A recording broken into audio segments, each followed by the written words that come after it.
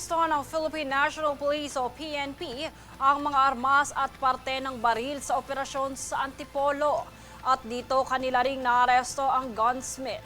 Ang buong detalye tunghayan mula rito. Sa operasyon ng Philippine National Police o PNP Criminal Investigation and Detection Group o CIDG ay nasamsam nito ang mga baril at bahagi ng machines dahil wala itong kaukulang dokumento. Kung saan sa Antipolo nasamsam ang 12 loose firearms at arestado din ang gunsmith nito. Matapos ipresenta ang search warrant, natunto ng CIDG Rizal Provincial Field Unit sa Bankers Village, Antipolo, Rizal ang 12 loose firearms. Dito nahuli ang iba't ibang baril gaya ng rifle, pistols, revolver, shotgun, ammunition reloading machines, magazines maging ang higit sa 2,500 piraso ng bala. Kasabay nito, arestado din ang sospek na si alias Brando, 71 taong gulang, dahil sa salang paggawa at pag-repair ng baril na walang lisensya na lumalabag sa Republic Act No. 10591. Ayon naman sa PNP, ang operasyong ito ay layong puksain ang pagkalat ng mga armas na maaaring gamitin sa karahasan bilang laban na rin ang ahensya sa paglaganap nito. Jade Buhoy, nag-uulat para sa Golden Nation Network.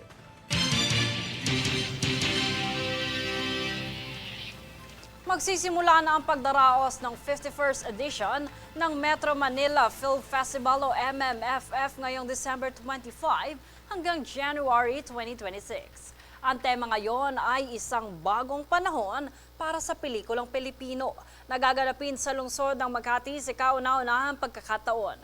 Ang 8 opisyal na pelikulang ipapalabas ay Call Me Mother Reconnect, Manila's Finest, Shake, Rattle and Roll, Evil Origins, I'm Perfect, Love You So Bad, and Mary at Bar Boys After School.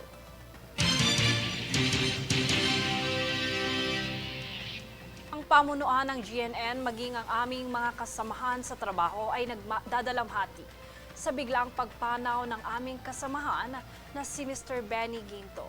Si Tata Benny ay General Manager ng GNN TV44 Pampanga at naging KBP Pampanga Chapter Chairman. Kami po ay nakikiramay sa mga naiwan ni Tata Benny Ginto. Isa pong kawalan sa industriya ng pamamahayag ang kanyang pagpanaw. Muli ang aming pakikiramay sa mga naulila at aming mga panalangin para sa inyong kapayapaan. Hanggang sa muli, Tata Benny.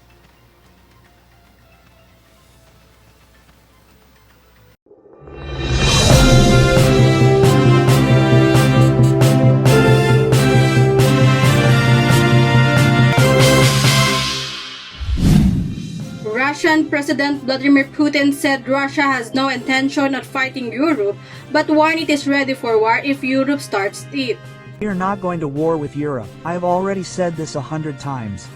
But if Europe suddenly wants to fight us and starts, we are ready right now. There can be no doubt about that. The only question is what?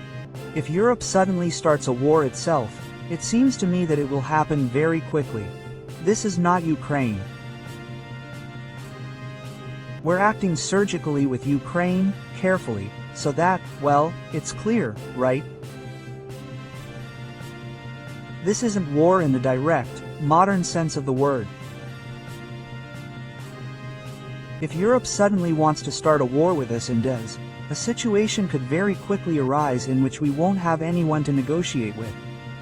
In addition, Putin also accused European leaders of lacking peaceful efforts and blocking efforts to reach a peace deal on the war in Ukraine. They themselves have rejected peace talks and are hindering President Trump. Third, they have no peace agenda. They're on the side of war. And even when they try to supposedly make some changes to Trump's proposal, we clearly see it.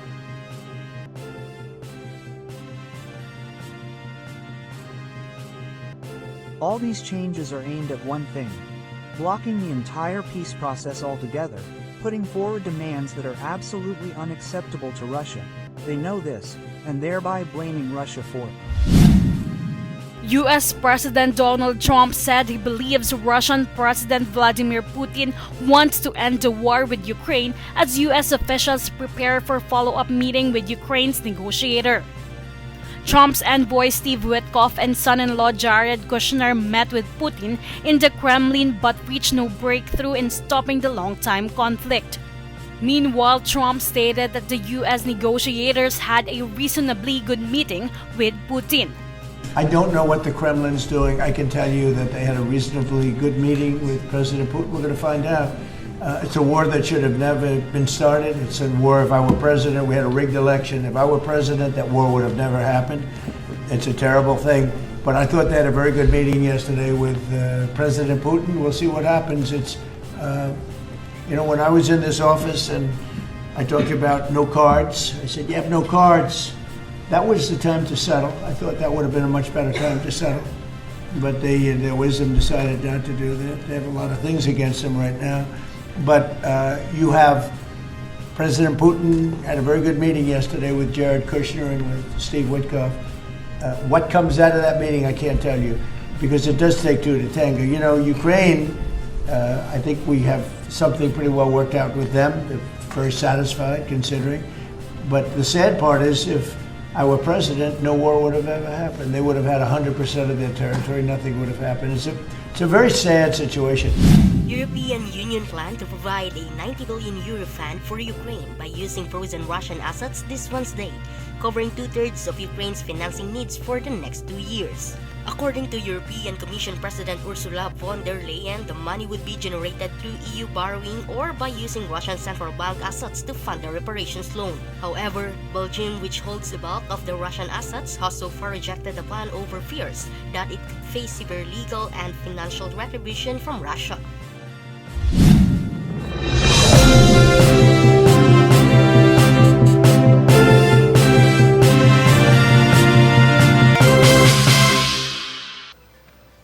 At narito ang recap ng mga nagbabagang balita ngayon. Sa ulo ng mga balita, PNR Calamba Station, tigil-operasyon muna para sa NSCR Extension Construction. MSRP sa carrots at baboy, ipapatupad na simula Biyernes. Rebate ng unused data, tutugunan sa batas ng internet.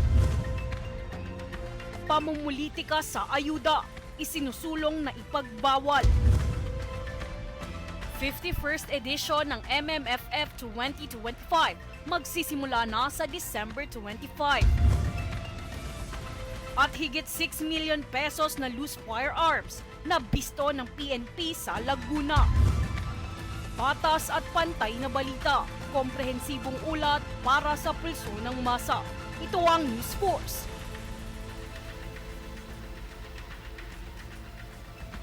Yan ang pinakamainit na mga balita ngayong araw. Manatiling nakatutok sa aming mga ulot at update sa aming Facebook page, facebook.com/Golden Nation Network. At mag-subscribe sa aming YouTube account, youtube.com/@Golden Nation Network. At 21 days na lang, Pasko na. Ako si Jade Buhoy at ito ang Newsforce.